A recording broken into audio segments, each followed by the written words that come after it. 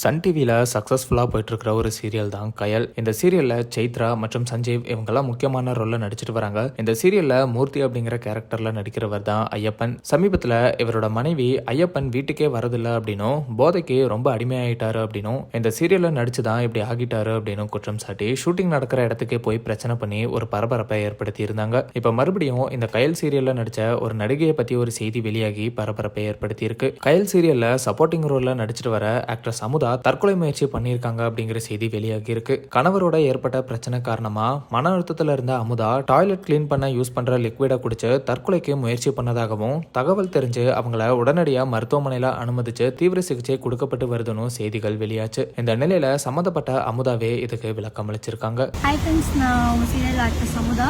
இப்போ ஒரு வீடியோஸ் வந்துட்டு இருக்கு, நிறைய வைரலாக போயிட்டு இருக்கு. அப்படியே நான் ஹாஸ்பிட்டலில் இருக்க மாதிரியும் என் ஹஸ்பண்ட்க்கும் எனக்கு ப்ராப்ளம் மாதிரியும்.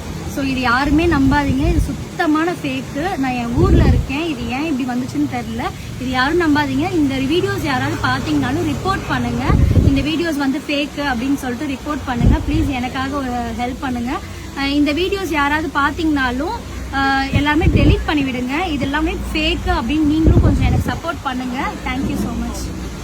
இப்படி நான் தற்கொலை முயற்சி பண்ணிட்டதா வர செய்திகள் எல்லாமே வதந்தி அப்படின்னும் அதெல்லாம் நம்ப வேண்டாம் அப்படின்னும் வேண்டுகோள் வச்சிருக்காங்க.